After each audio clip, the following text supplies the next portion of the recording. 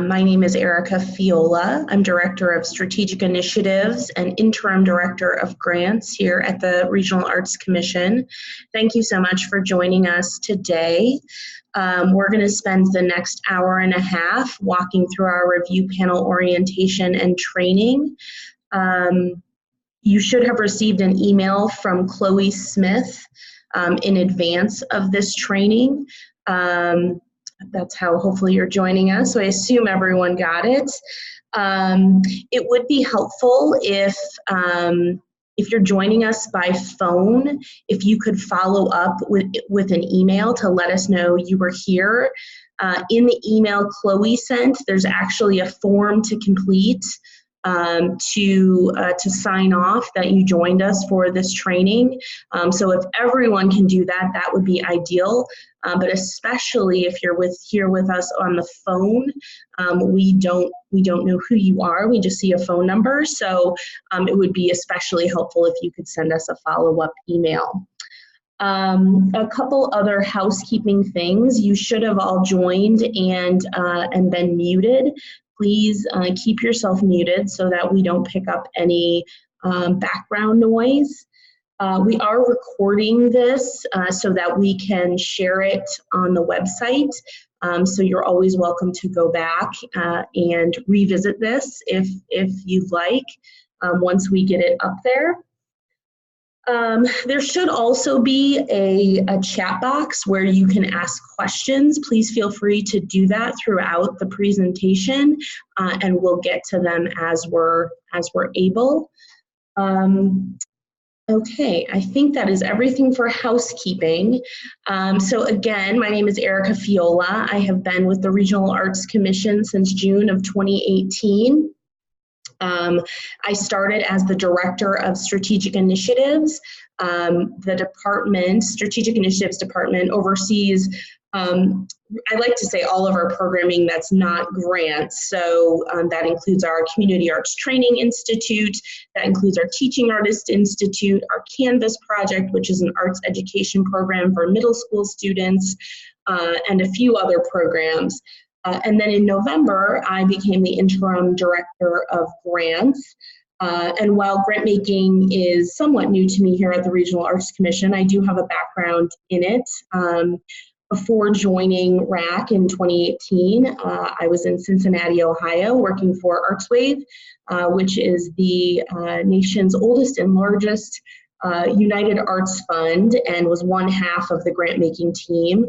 And together, we oversaw a $10 million grant-making portfolio in the arts. And so I'm really excited to be back in grant-making and to be here in this role at the Regional Arts Commission.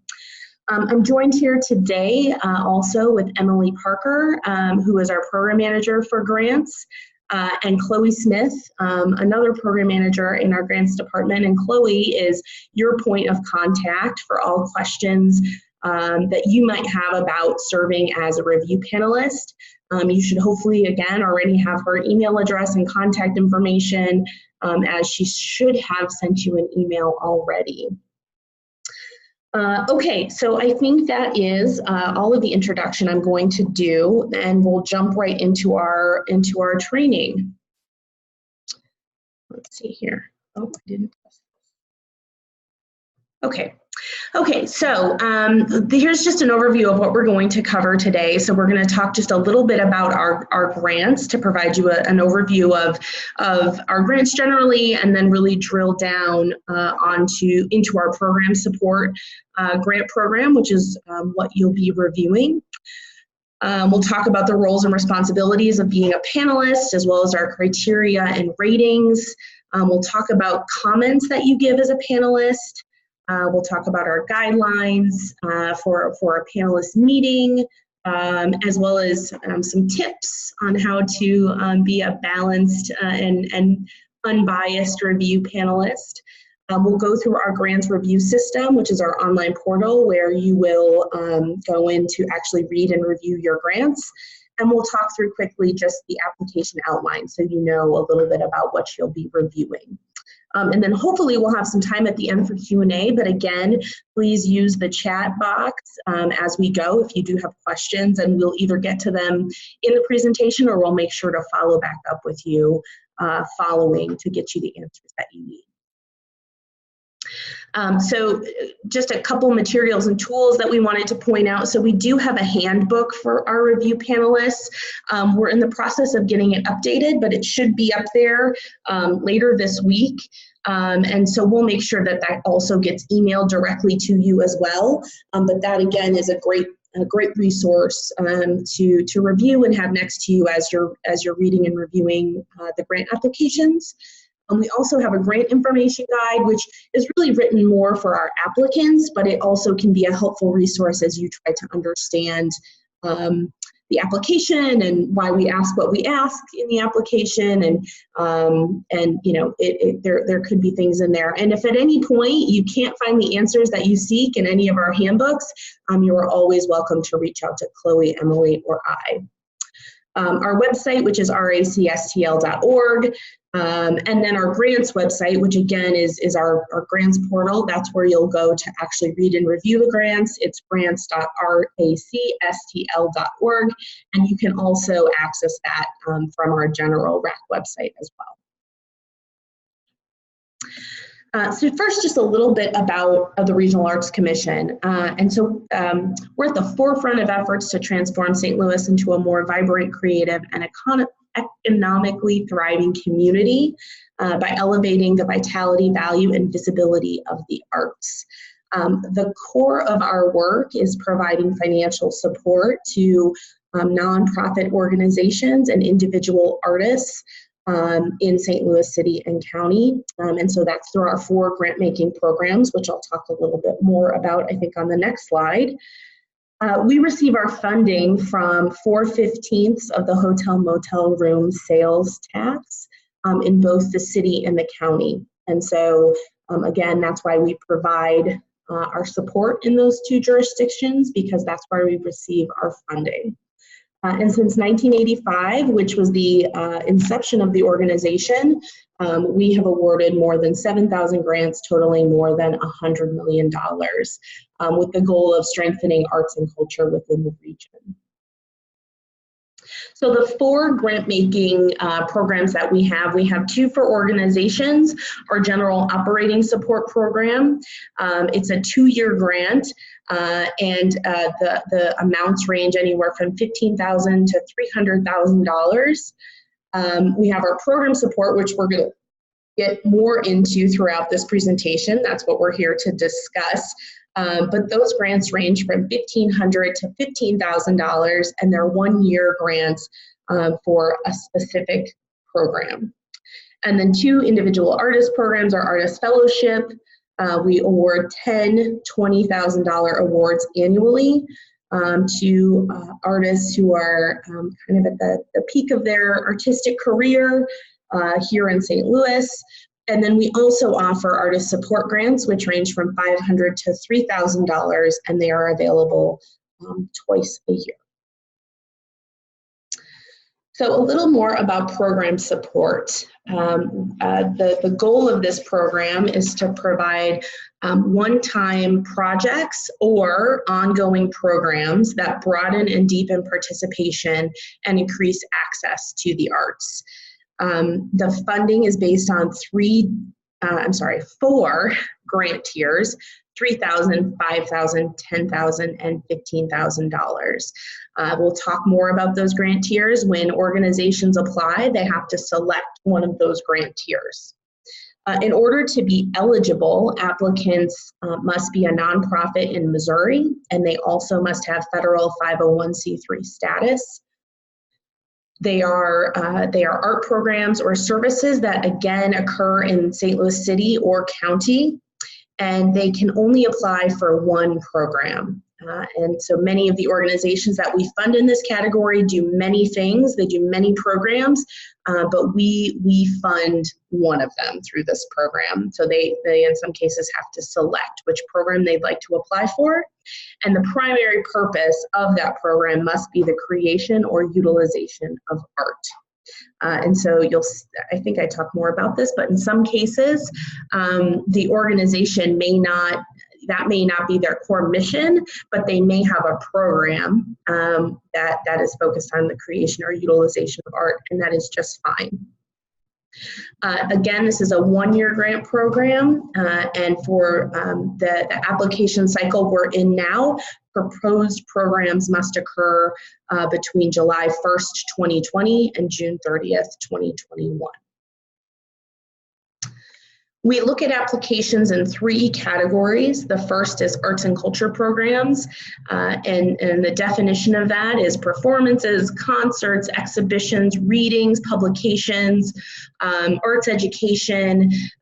This sometimes controversially can be referred to as art for art's sake. The second is cultural festivals, parades, and special events. That title is pretty straightforward, and I think describes it pretty well. But we're looking specifically at festivals, parades, and events that enhance St. Louis's economic vitality and increase the region's visibility and desirability as a destination for out-of-town visitors. And then we also have our community arts programs category. And these are arts programs, or these are programs that are using the arts as a tool for social change and civic engagement.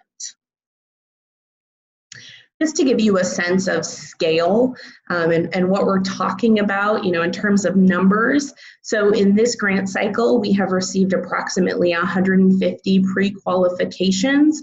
20 of those are included in a new multi-year program. These will not be reviewed by a panel, and I'll get into the details of that in a little bit. But we will have most likely approximately 130 applications that will go to you to review, to read and review, and then go into the panel process. And last year we funded 111 full applications.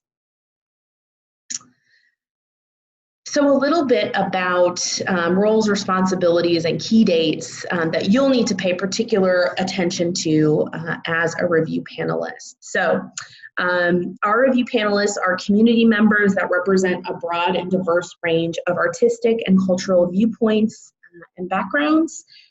They are comprised of members of the St. Louis arts and culture community, members of the general St. Louis community, as well as RAC commissioners. So commissioners are our board of directors, and they serve on panels for program support each and every year. Review panelists play a central role in our annual grant making process. They assist in the evaluation and rating of the applications. And to do that, panelists must commit to the following. So time for orientation and training in the review criteria and review process. So congratulations, you're here today with us, you're doing it. You can check this one off. And then it's taking the time to read the applications that you're provided, as well as view the work samples that are included as a part of the application. And then it's also time to attend up to a full day meeting to discuss and rate the applications. And that will happen in mid-March to early April. But we'll talk through that timeline in just a little bit. Oh, right here. So the program support review timeline. So as I mentioned the pre-qualification round that closed in December. This is really where RAC staff, we look at eligibility of the applications. So we start to look at those high-level eligibility things that I mentioned a few slides back. So things like, are they a nonprofit organization? Do they have federal 501c3 status? We make sure that those things are met so that they can then move on to the full application period. That is open right now. The grant applications are due on February 6th. And then that kicks off the review period in late February. Our goal is to have your assigned applications to you no later than February 24th.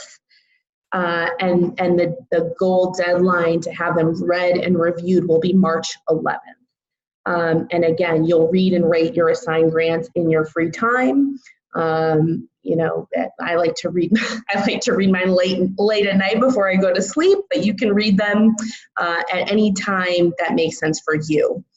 Again, the review panel meetings will be March 17th through April 2nd. There is an appeals process that I'll talk through a little bit more, but this is not for every application. This is only by request, but it does occur 2 weeks approximately after the organizations receive their feedback. And this would be a point where if an appeal is granted, the committee, the review panel that read that grant would be brought together again on a conference call to discuss the appeal request. And then in May, that's when our grants committee meets, our full commission meets, and then the awards are announced in late May. So a little bit about our criteria and ratings. We're looking for three review criteria. So artistic merit and quality of programs, community benefit, and organizational capacity. So for artistic merit and quality of programs, we're looking for strong artistic vision and leadership. We're looking for applications that include experienced and qualified artists. We're looking for high quality programs that are demonstrated through the support materials. So this could be artist bios. This could be things included in the work samples like printed programs or marketing materials, coverage in local media. So anything that's demonstrating that it's a high quality program. We're also interested here in evaluation. So looking at if there's a commitment to evaluating past programming or setting goals to improve the quality of the future program.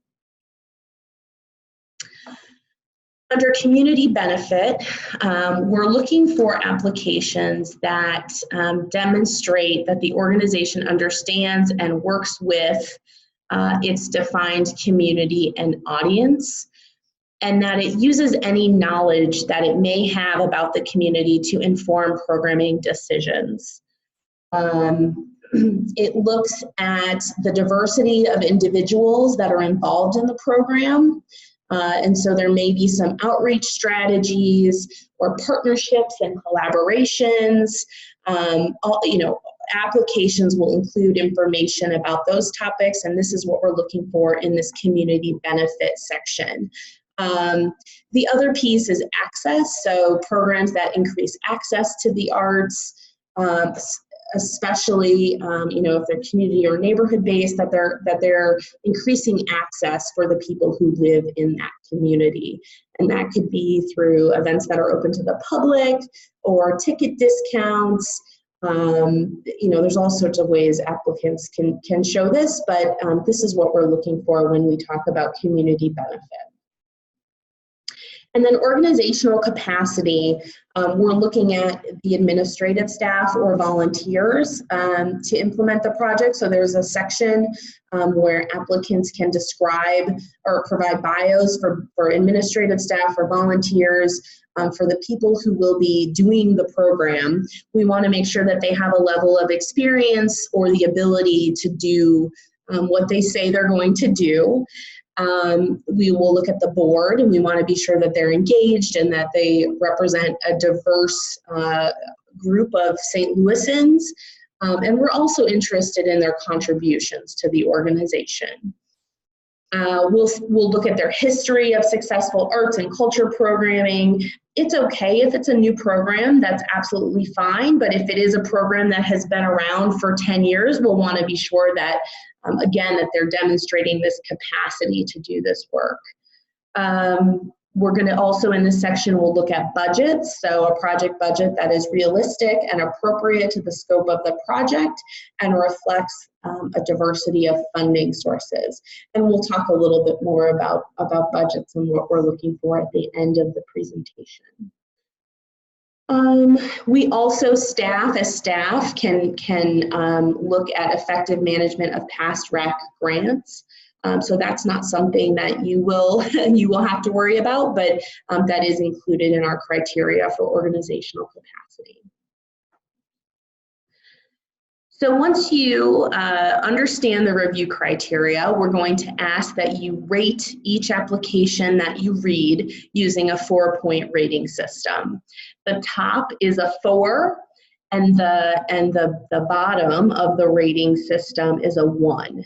So applications that receive either a 4 or a 4 minus are model program applications.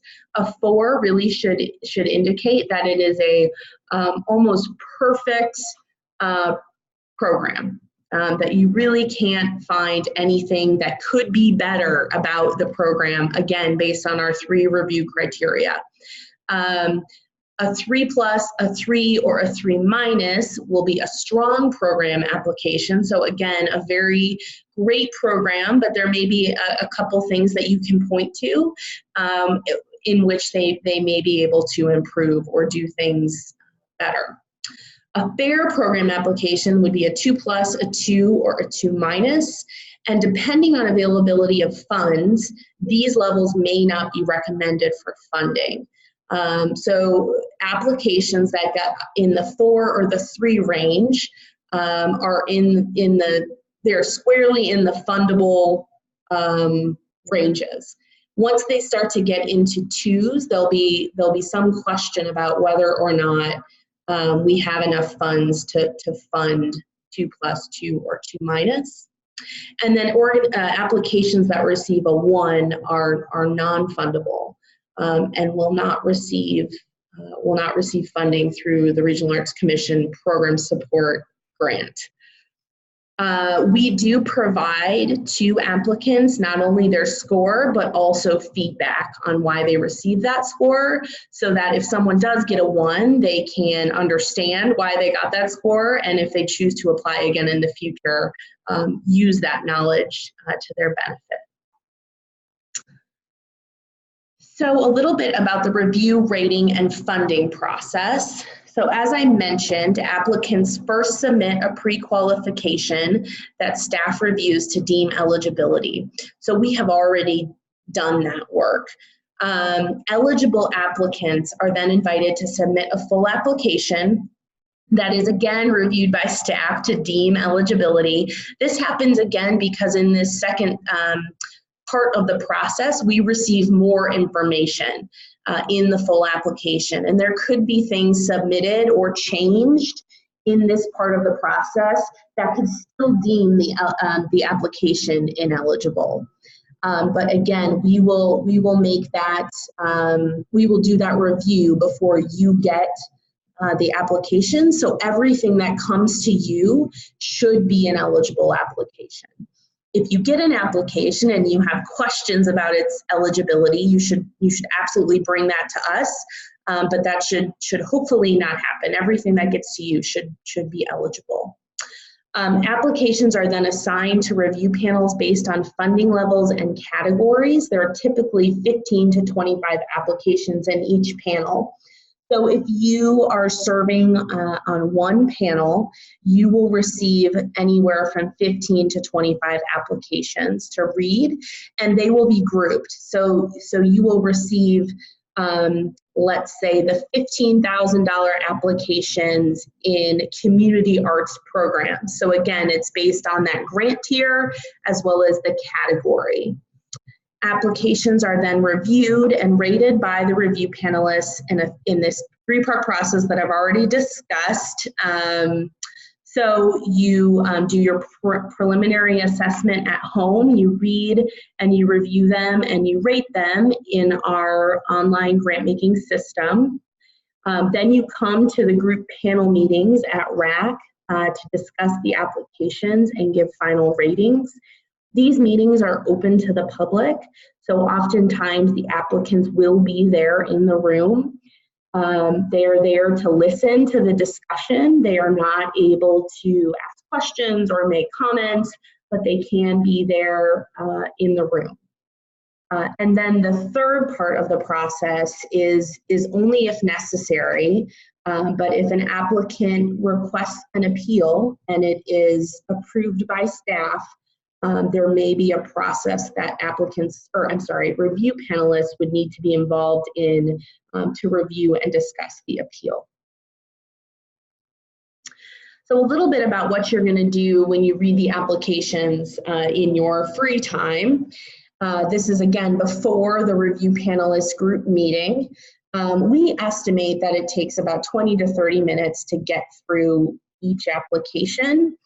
That of course depends on how quickly you read, how distracted or undistracted you are at the time, but I think it's a good kind of fair estimate, 20 to 30 minutes of review for each application. You're going to want to read each application, again, with a focus on the 3 review criteria. You're going to read the narrative sections, the work samples, and all attachments.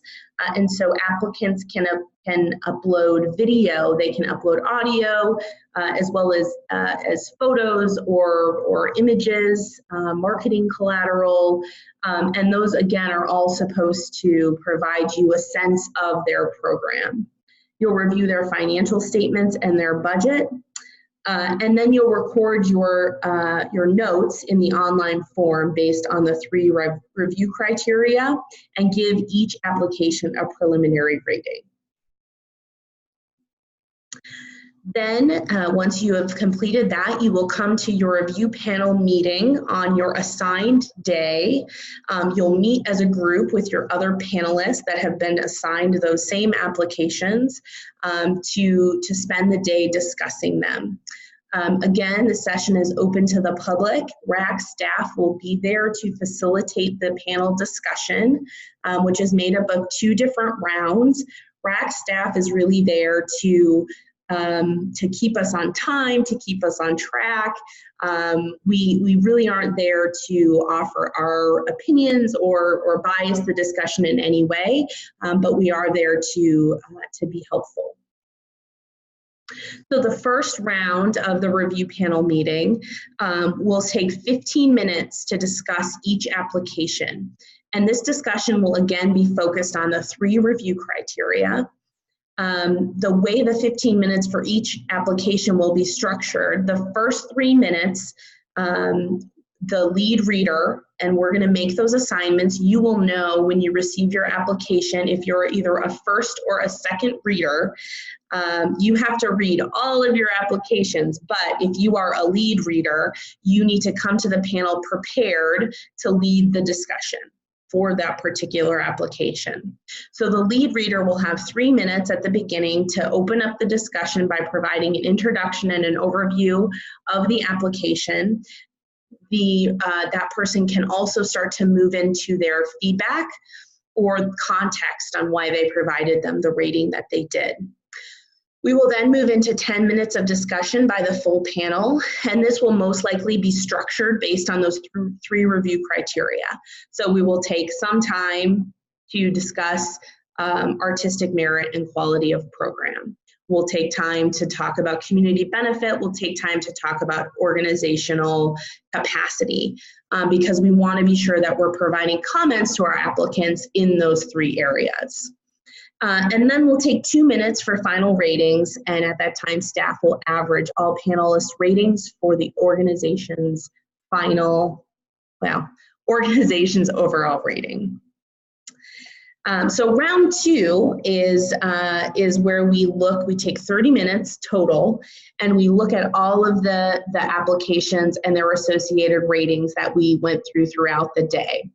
And this is really to say, do these together make sense? Were we as a panel really hungry before lunch and maybe weren't considering those 2 right before the same way that we were considering applications at the very start of the day? So it gives us an opportunity to again look at the whole picture and all 15 to 25 grant applications that were reviewed that day to ensure fair and consistent ratings. There is an opportunity in this section to move an organization up or down 1 rating level. There could be rare circumstances where a larger move could be made, but that would really be if a very clear and rather large error had been made in that rating. Once this round is over and any adjustments are made, these then become the organization's final ratings. And again, comments will be grouped by the 3 review criteria and given to the organizations with their final rating.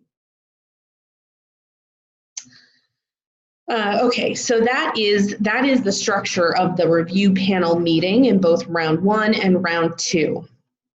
Moving into the appeals process, which again is only if an applicant requests an appeal, and they would do this because they believe that there was an error made during the review that adversely affected their final rating.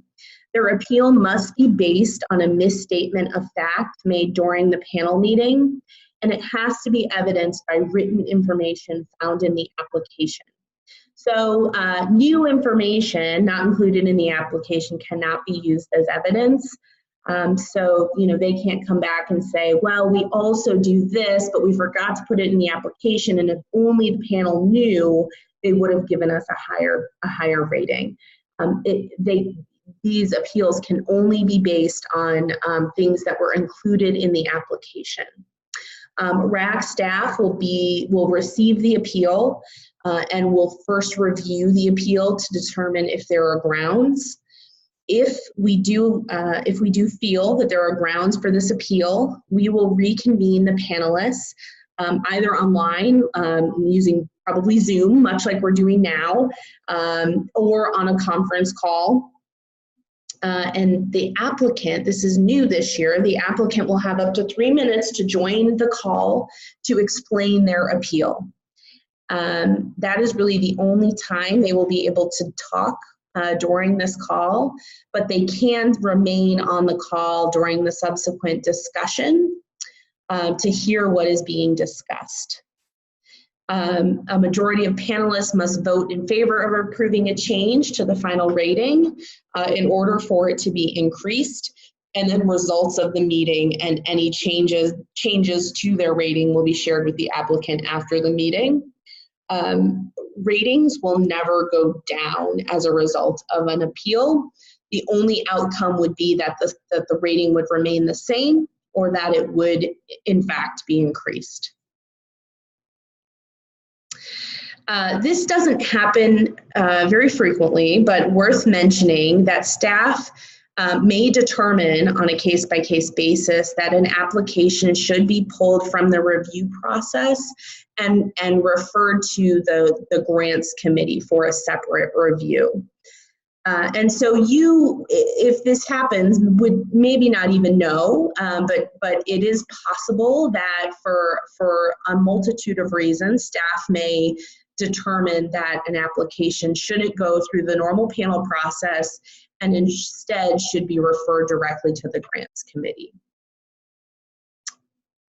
Okay, so I'm going to talk a bit about our program support levels. I don't know why that just popped up there. Okay, so these are our 4 grant tiers. So we have our $15,000 tier, our $10,000 tier, $5,000, and $3,000. This slide, I recognize there's quite a lot of data on, but it's meant to show that there are funding increments in each tier. I'm going to walk through the $10,000 tier just because I think it's the easiest one to look at. So as an example, here is the $10,000 grant tier. So in order for an applicant to apply at this level, they have to show that they have a program cost of at least $20,000. This is because our program requires a one-to-one match. So if an applicant's going to come to us and ask us for $10,000, they need to show that they are coming to the table with at least a $20,000 program, and that will show that they have $10,000 of their own that they're bringing to the table. The max grant in this level that they can receive is $10,000, but depending on the rating that they receive, they could get a minimum. The minimum that they would be able to receive would be a $5,000 grant. So you'll see below the ratings on the left side. So at a 4, they would get 100% of the funding. They would get the $10,000 grant, which would mean they would have to have the $10,000 match to make the $20,000 program cost. If they receive a 4 minus, they would receive 90% of the grant, meaning they would get $9,000, and then they would need to come up with $11,000 to meet that $20,000 program cost. So it goes down from there. We tell our applicants that they know this, so even though they're applying for a $10,000 grant, they know that it's possible to only receive $5,000, and in that case, they would need to come up with a $15,000 match, which is a 3-to-1 match. So this is just something to be aware of, especially as you're looking at budgets. So what's new in 2021? I'm going to go through these pretty quickly. I've already kind of mentioned some of them, but and this is actually not new in 2021, but worth mentioning. In 2019, we started offering an honorarium of $300 to all review panelists, and so you all, in recognition and in thanks for your time and your talent, have the opportunity to receive that $300 honorarium. One of the forms Chloe attached to the email that she sent last week is a form, again, stating that you've attended this training. You have sign off on that. You let us know if you want your name listed on our website as a review panelist, and you also let us know if you'd like to receive the honorarium. If you'd like to receive the honorarium, you do have to provide a W-9 as well to Chloe, and again, you should have all of that information in that email, but if you have any questions, you can always reach out. New this year related to the appeals. Applicants will be invited to the appeal meeting, and they will have up to 3 minutes to present a summary of their appeal.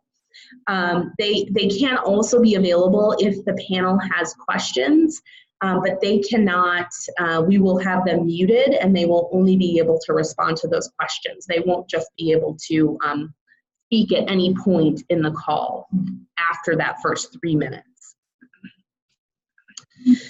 We also have a new artistic discipline, which is social practice. And so this is something that the applicant was able to select in the pre-qualification round.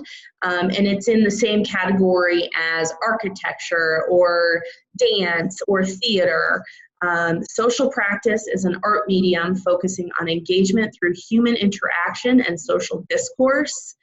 The discipline values the process of a work over any finished product or object. So this is just a good thing for you to know, that there may be applications in the pool under this artistic discipline. This is the first year we've done it, and I don't believe we have too many in this category, but it is possible, so it's a good thing to be aware of.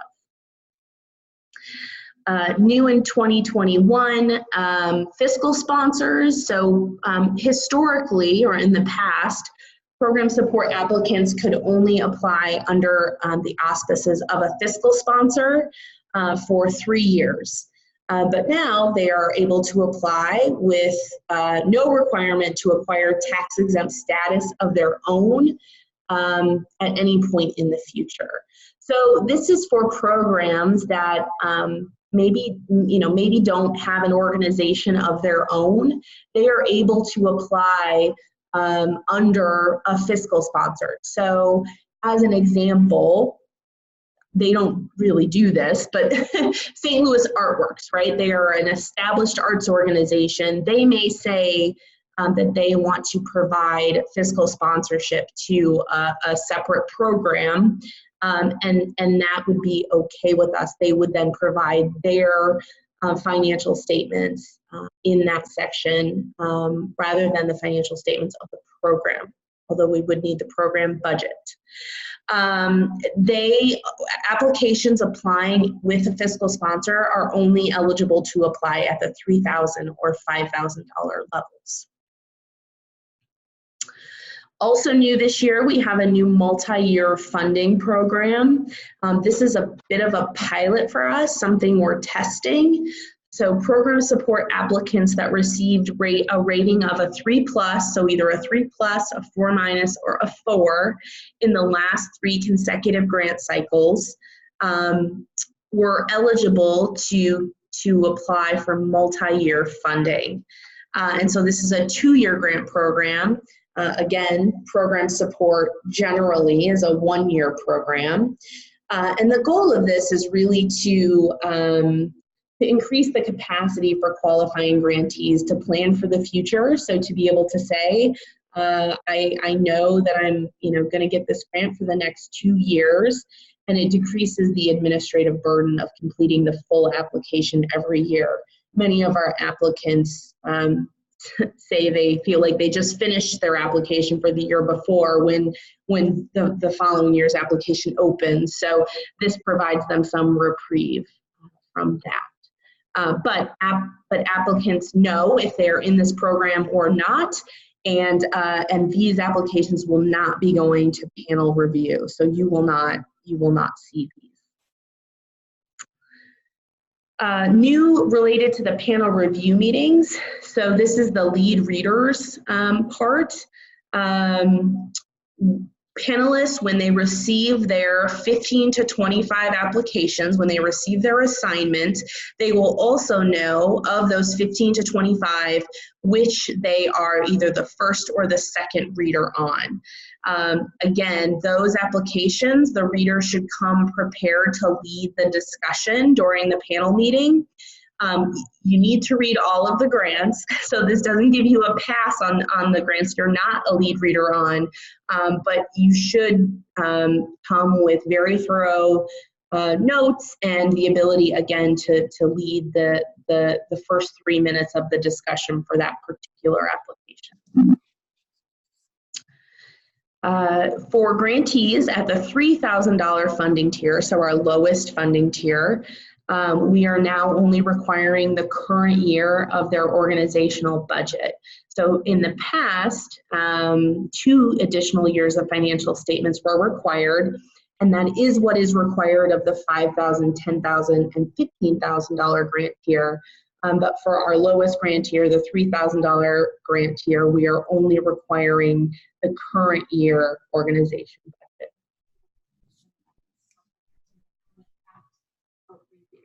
Lead reader. Oh, okay. So we have a question about lead readers. How many apps? So we are looking at having 5 to 7 panelists on each panel.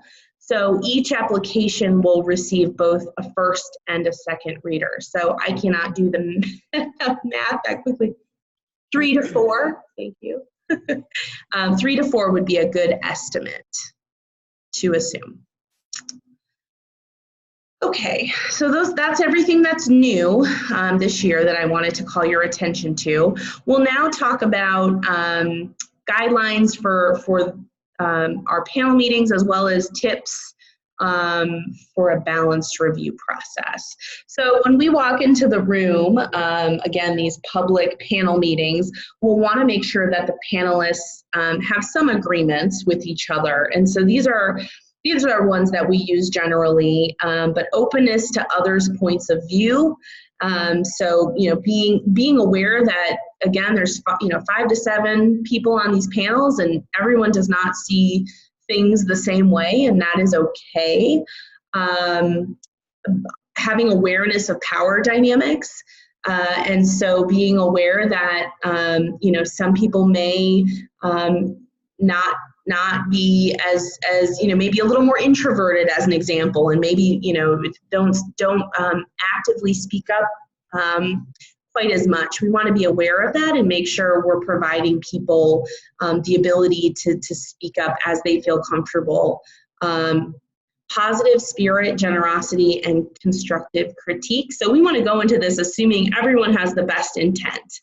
And that we're being generous and positive, and that any critiques that are provided are being constructive.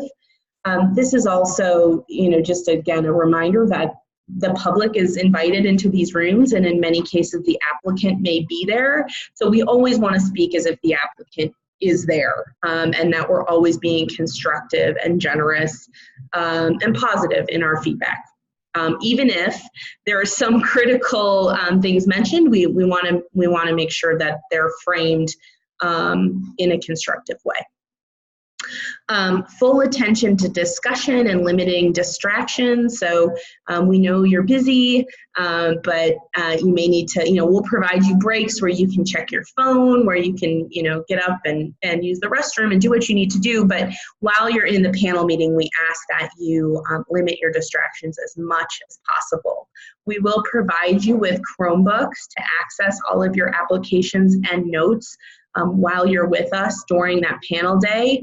I did confirm with Chloe that they do have access to the intranet, so please don't be scrolling through Facebook, but you will have the ability to pull up your applications there.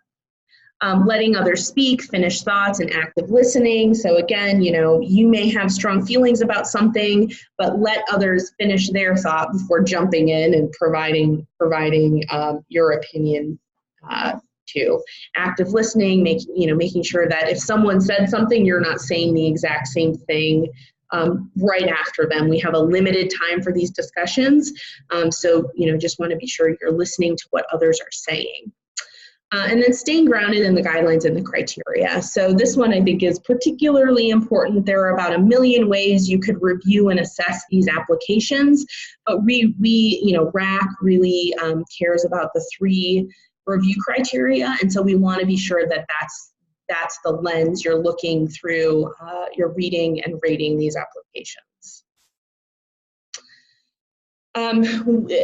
Again, in the email Chloe sent out, you should have received a conflict of interest form. So please take a minute to fill that out. I know some of you are very involved. So a good way to do this is you can always look on our website, racstl.org, to see past grantees, and that might provide you with some guidance on who to expect this year as well.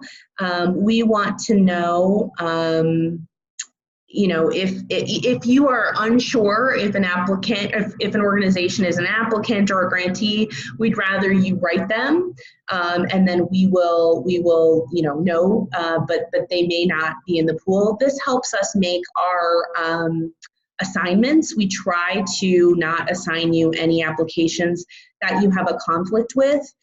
In the case that we can't avoid it due to scheduling or other things, you can recuse yourself that day in the panel meeting. You'll have to step out of the room for that particular application. We also recognize that you may not at this point realize you have a conflict, and then you get your assigned applications and you read the list and you say, oh shoot, I do have a conflict with that organization. Just let us know at that time. And again, we'll ask that you recuse yourself for that particular application discussion. Also in the meetings, again, they're open to the public. Applicants will not know who you are in advance of the meeting, but they will that day. If they come, they will see you in the front of the room. During the meeting, we tell applicants that they are welcome to introduce themselves on a break, or say hello. We know that they may know people are connected, right? They may want to say hello. That's okay, but applicants cannot advocate or lobby for their application. So if any of that happens to you, please let us know, so that way we can make sure everyone is aware of our rules on that. And then review panelists can choose to be listed and thanked on RAC's website. That's a part of one of the forms Chloe sent. Please let us know if you would like to be listed or if not. While reading, we want you to keep these values in mind. So objectivity, we ask that you review only the application materials provided by the applicant. So you may have, last year gone to a performance by the organization. That's great. We love to hear that you're supporting the arts in St. Louis. But for for the purposes of this review, we want you to only be considering the materials that they provided in the application. Connected, this is certainly connected, leave outside knowledge of applicants at the door. So you may know more about one organization than another. We want you to try to leave that outside of the doors as much as possible. This is really to reduce bias or, popularity, or, we really want the applications just to be reviewed on their merit of what is included in the application. Use only the provided review criteria as the basis for the rating. So again, you could consider all sorts of things that aren't included in our 3 review criteria, but please do not do that. Please, as you're reading them, I always like to have the review criteria right next to me so that I can refer back to it. And I've even caught myself thinking, oh, this is a real negative about this application, but then I read the review criteria and I see, whoa, that's not even included in here. I need to remember that and can't necessarily hold that against them. Consistency, be consistent in your rating. Use the same rigor with each application. So we ask that if you are giving consistently applications 30 minutes of your time, that you, again, do that for all and don't, for some reason, only give one 8 minutes, that you're really trying to be consistent. Consider all materials when rating. So applicants will upload work samples as an example. You need to look at all, across applications, you need to review the work samples. You can't decide on 2 applications you don't want to review that part of the application. Consistently apply all review criteria to each application. And so, again, you can't decide, I'm going to look at community benefit for this one, but not for that one. You need to consider community benefit for all of them. Confidentiality during the reading period. Don't discuss applications with other readers. So you may find out someone else on your panel. We ask that you do not have a discussion about specific applications with that person. We've asked you to do this because of your interest and your expertise and all of the great things that you bring to this. So we don't want you to be biased by someone else. We want you to bring your thoughts and opinions to the table. And don't share applicant information or ratings with applicants or the general public. So, at some point, we will share ratings with the applicant. They will know what their rating is. But, don't, again, if someone, don't say, well, I gave you a 3. We really want them to kind of get that final rating and that be the information that they get. So in the online grant application, you will have the ability to provide comments. So you will provide your ratings, and then you will also be able to provide comments. And so the role of the comment is to help you, the reader, identify your reason for the rating. So you're going to read 15 to 25 applications, and that's a lot. So you want to remember when you get to the discussion, oh right, that's why I gave them a 3. And so that's a great, they're meant for you. They're meant to be, the comment section is meant to be helpful for you. It's also meant to help RAC staff. So if everyone else gave 4s to an application and you gave them a 1, we may want to look at that in advance of the panel meeting to say, I wonder why that score was so different. And that just helps us kind of be prepared for the discussion. And then they can be used in aggregate in feedback to an applicant if shared by multiple people. So if we see the same comment 5 times in a row, we may take that comment in spirit and provide it back to the applicant. It will not be verbatim, and it will not attribute a person. So, we'll never put your name in the feedback that an organization gets. So a couple comments or a couple tips on the comments. So be succinct and clear. Use direct language, no padding. So again, these comments are really intended to be constructive for our applicants. We have many applicants who apply year after year, and they want to know how they can improve their rating. They want to know what they could be doing better. And so we want to be able to provide that to them, so be as clear and straightforward as you're able. Use technical writing, be objective, be factual. Try not to use I statements. So some examples of this are: the applicant has a clear artistic selection process evidenced by the detailed narrative and selection criteria. The applicant provided work samples that spoke to the quality of the program. There is not a clear fundraising plan or goals listed for other sources of revenue. So those are just a couple of examples of helpful ways to write comments. We also want to be sure that the discussion is unbiased as possible, that your reviews are as unbiased as possible. And so just a couple things that we think about as we move into this. So confirmation bias, this would be listening to information that confirms our preconceptions or stereotypes. So an example of this would be, you're like, oh, I heard that organization, only does shows on Thursdays, and you're looking at every possible area to try to confirm that that's true. Okay, it's probably a bad example because that's factual, but we want to make sure that you're not bringing, again, these preconceptions or stereotypes into the process and just looking for opportunities to confirm that they're in fact true. You're coming with an open mind, and that you're coming again just to review the applications.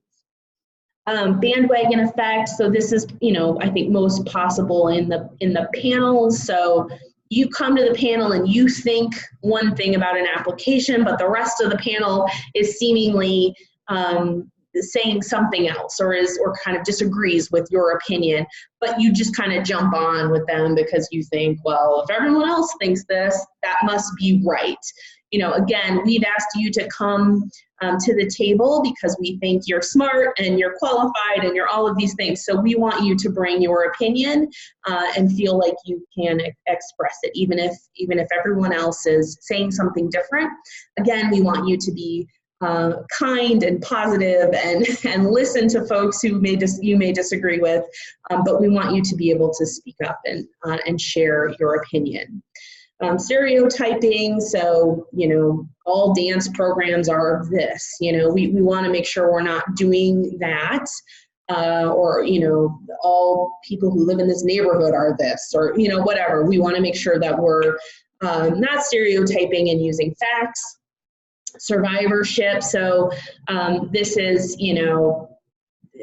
there maybe have been 100 dance programs that have occurred in St. Louis over the last decade, but there's 20 surviving. And so we're only assessing programs based on those 20 surviving that we know, but there could be others that existed that maybe we just don't know about. So just remembering that we may only have a small part of the picture. And then zero risk is a tendency to prefer the complete elimination of risk, even when alternative options produce a greater reduction in risk. And this is most sort of possible in looking at newer, unique programs. So you may read an application that's new, and you may say, oh, there was a program like that 10 years ago and it didn't work, and so this one's not going to work either. And that may not be true. So we want to be sure that we're not making those types of comparisons. We also, something that's really important to us is that we're reviewing applications through an equity lens. And so, we're really interested and concerned about issues of diversity, equity, inclusion, and access. And so just some helpful terms: racial bias, diversity, equity, inclusion, and access. So these are all things that may come up in the review process, and so you just want to make sure that you familiarize yourself with with these terms and their definitions. Okay, so this is what is included in the program support application. These are the sections. And so this is how you will receive, when you get your applications, this is kind of how the information will be bucketed. So organizational profile, this is just kind of basic information about the organization.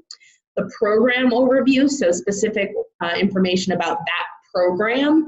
Again, organizations may do 5 programs, or they may only do 1, but the organization and the program are not necessarily the same thing.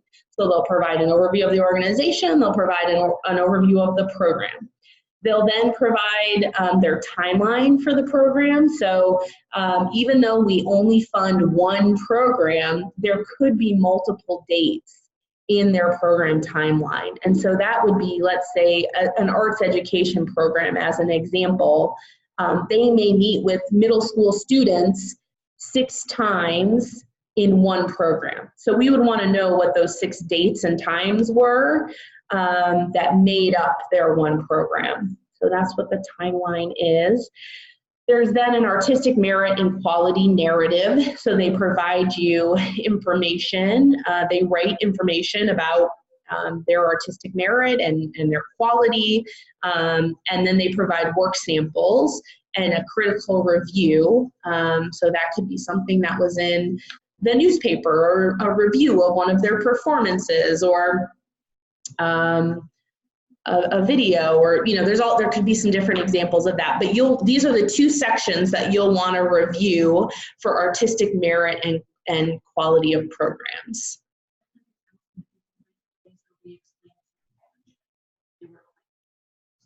Yes. So the question is about survivorship. Let me get through this section and then I'll go back.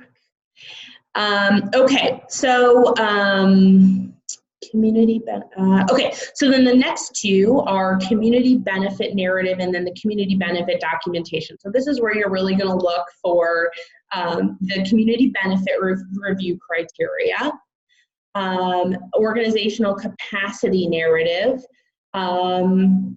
as well as demographics, list of board of directors, and then you get into the program budget, the organization budgets, and 2-year financials for the 5K, 10K, and 15K grant tiers. So this is really the section that you'll be referring to for that last criteria of organizational capacity. Okay. Okay, so grant review system, just quickly, if you're new to this process, you may need some help. Hopefully you find the system relatively intuitive. I think for reviewers it is. And so again, this is where you go to grants.racstl.org, and you will log in. If you have logged in or you've created an account and it's telling you your password is wrong, you can click that trouble signing in button. It's blue under the sign in, and you should be able to reset your password there or do what you need to do to get in. If you still are having trouble, that's when you would reach out to Chloe at racstl.org, and she can help you get in. So once you're in, this is what you're going to see. The sort of towards the bottom of the screen, the names in blue, those are the applications. And so you'll see a list of all of the applications you have to review. This particular person has 11 applications that they need to review. You will have more than that, but this person has 11. Then once you click, so then you would click what the name in blue, which again for you would be an organization name. You would click that and it will take you into the application. The nice thing about our system is that it provides on the left side, you can see the application, you can read it, you can actually go through it, and then on the right side you're able to do your review right there. So you're not having to click back and forth or close something out and then reopen the scoring tab. It's all right here for you. You'll see that you'll provide a score for all 3 sections, and then it'll average your overall score below. Oh, I can click through here. Right, so all of these scores will make up your average score. Here you will also have your ability to indicate if you have a conflict of interest. Like I said, please provide the form to Chloe, but if you get in here and you're like, oh no, I forgot to give them this organization, or even if you did give us this organization, please indicate so we also have it here in the system that yes, this is a conflict of interest for me, or no, it's not. And then you'll see the box below that where it's your comment box. So you can take notes there for yourself. Again, staff may look at these, but they will not be shared, credited to you, or verbatim to the applicant. All right, reviewing financials. Okay, so when you get into the application, the financial portion of the application, the first thing that you're going to see is their expenses. It's been pointed out to us that this is probably backwards, that usually income comes first, but in our system we start with expenses. And so you're going to see 4 columns across the top. You're going to see the first 2 are actually last year's. So you're going to see 2019, 2020 actual, and you're going to see cash and in kind. So in kind is cash equivalents for volunteer hours or donated space or donated materials or equipment. We only look at in kind in the $3,000 or $5,000 tiers. We only allow that as a match in those tiers, but they can still include them in the budget in larger organizations, or I'm sorry, larger applications in either the 10 or the 15. We just consider them different. So in the first column, you'll see actual cash. So that's, they spent $11,250 on its administrative salary and benefits. And you'll see the next 2 columns, this is budgeted for this year. So you'll see on this particular one, they're budgeting $11,250 for this year. The numbers in this particular application didn't change too much. The only one that changed was in the technical salary and benefit expense. So it went down $880. And so this is just meant to provide you with a sense of like, they've done this before, the budget is remaining somewhat consistent, or they may say they're making tons of changes and you're going to want to see that reflected in the budget. If they come and they say their budget's going to be exactly the same, but they're going to serve 20 new schools, you might have some questions about how they're going to do that. Okay, so this is all salary and benefits in the expenses category. Same thing here. So this is, they don't have great headers on these, but this is, if you just kept scrolling down, you'll see this. And so you'll see the subtotal of the contract services, and anywhere that says subtotal, it will do that math for you in the system. Or I'm sorry, for the applicant, it will do that math in the system. So those numbers should be accurate. Our system actually subtotals it for them. Oopsies. And then you'll see occupancy. So this could be rent, utilities, and maintenance. You'll see training and professional development, insurance, travel. So these are just all potential expenses. If they are not doing any training and professional development, they may not have expenses there, and that is okay. So you'll see on this particular one, there are no expenses there. That's okay. We just try to put in places, we know many of our organizations have those expenses, so we put that line in there. Again, the same 4 columns, so they just don't have the headers on the top. The first 2 columns are last year. The last 2 columns are projected for the application in which they're applying right now. And so again, this is if you just keep scrolling. So you see supplies at the bottom, now supplies is at the top. So So what you're particularly interested in is where the red circle is. So this is 2021 actual cash. So you want to make sure that if they say they're doing a $50,000 project, that the budget actually shows approximately that same number. That if they're applying for a $15,000 grant, that when you look at their budget, all of a sudden you see that their total program cost is only $17,000. They don't have that one-to-one match, and that's not going to fly. Okay, and then this is income.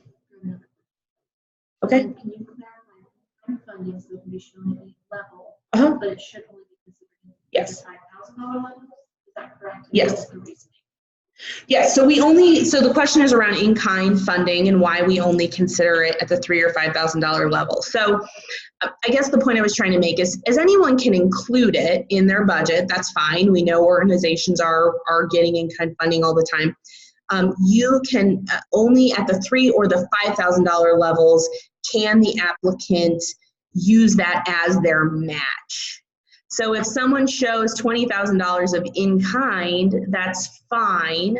But if they're applying at the $10,000 level, they also have to have $10,000 in cash as a match. They cannot use any of that in-kind funding as their match, if that makes sense.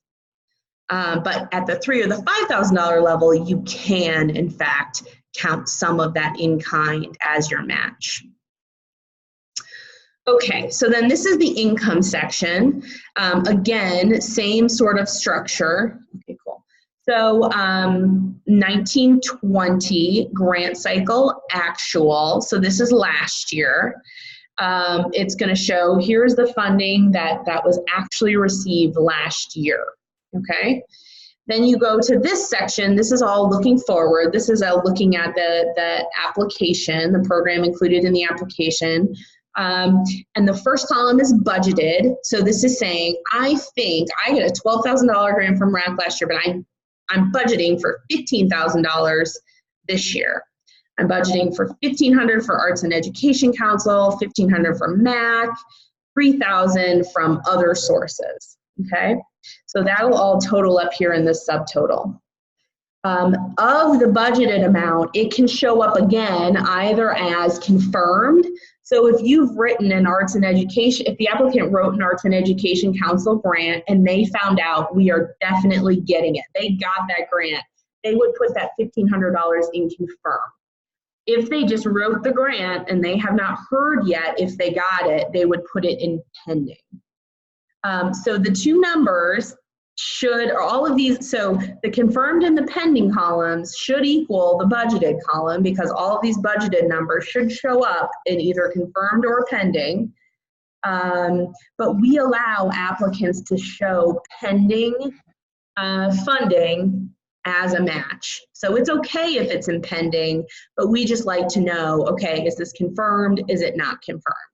Now, how this might influence your review is if they got, you know, a $1,808 grant from MAC, from Missouri Arts Council last year, and they put in pending $1 million from MAC. You might say, huh. And so the actual year from last year is really meant to help kind of inform, especially in that pending category. Is this reasonable? Is this like a reasonable assumption to make that they could, you know, make that jump and get that funding?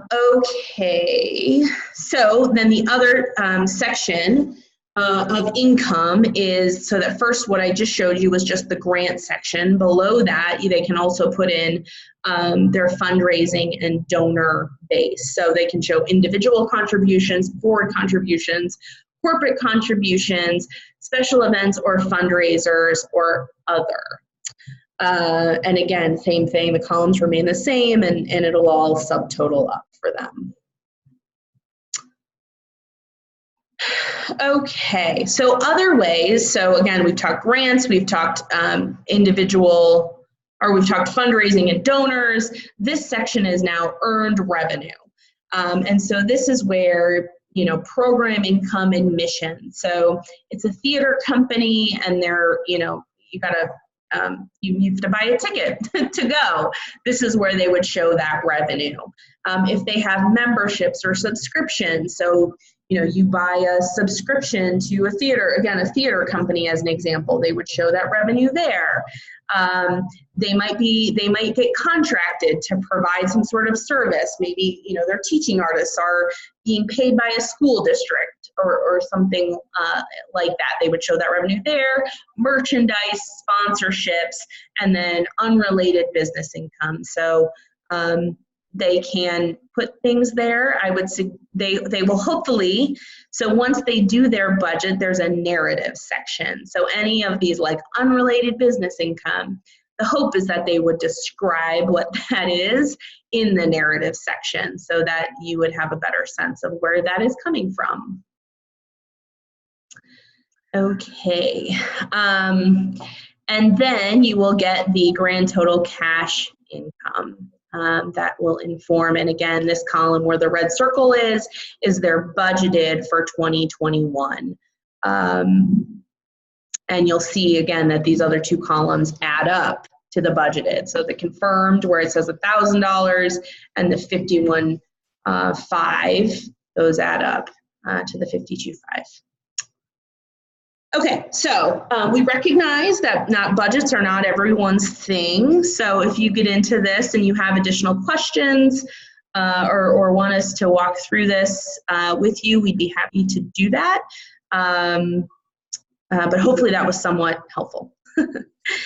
Okay, next steps. So mark your calendars. So review panelists will receive their panel date. And I put dates, I put the S in parentheses because there are some of you who have said you would like to do more than one panel. And so you may receive multiple dates, but if you've said you only want to do one, you will only get one. You will get, and then you will also get your applications, and that will also include what you're a lead reader on. You will get that by Monday, February 24th. So if you've provided dates to us as options, please just continue to hold them. If they change, please let us know. We know that, again, you're busy and things change. And so if your dates change, please, let us know as soon as you're able.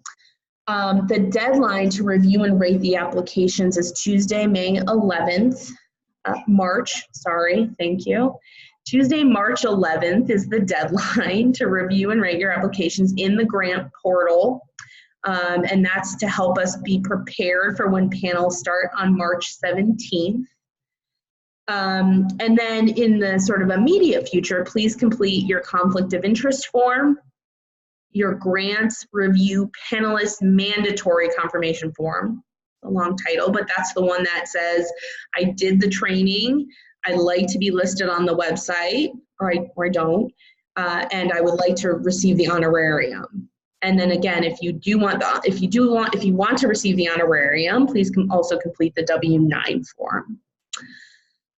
Okay, so that's that. That's the whole presentation. We have some time for questions. Yeah, so let's go back to survivorship. Oh boy, okay, so focusing only on surviving examples causing us to misjudge a situation. So I think for us, what this would look like is holding up an organization or a program and saying, well, they did it, so can this other organization, or so can this other program, without recognizing that there may have been 10 other similar organizations or programs that failed or didn't survive. But you're only familiar with this one surviving example and kind of holding that up and comparing everything else to it. So that's kind of how I think we think about it at RAC. I hope that helps. Okay. Any other questions? If you want to put them in the chat box, we can. If not, we will be done early, which I'm sure none of you will mind. And please know, again, if you need anything, Chloe is really your point of contact. Chloe, CHLOE @racstl.org. But you're also very welcome to reach out to Emily or I as well. And you can find all of our information on the website too. Okay. Not hearing from anyone. Have we heard from anyone? Okay. Oh boy, what did I do? Okay, well, we want to say thank you very much for joining us today. We hope the Zoom format was helpful. This is somewhat new for us, so if you have any feelings about if you liked the Zoom, if you didn't like the Zoom, please let us know. And you're always welcome to follow up with more questions as you get into it. Oh, we have another one.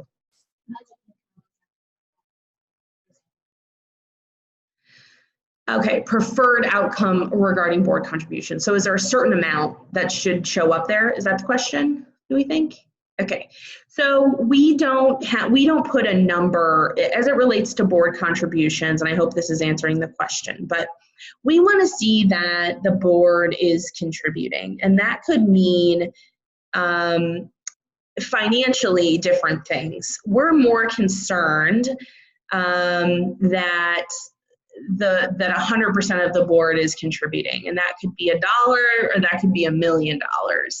But it's kind of that participation rate that we're particularly interested in. And there's no dollar amount that we're looking for in particular. It's not saying all boards need to donate at least $50,000 because, you know, all of the organizations are different. They're different sizes. They have different numbers of board members. And so we don't have that kind of one number. Okay, well, again, I will finish my thanks. Oh, here's another one. Yes. Yeah. Sure. Yes. So it will be on our website, racstl.org. I can't tell you exactly where at this point, but we will make sure we follow up with everyone with an email, and we'll put a link. We'll put a link to it there so that you can click it and watch.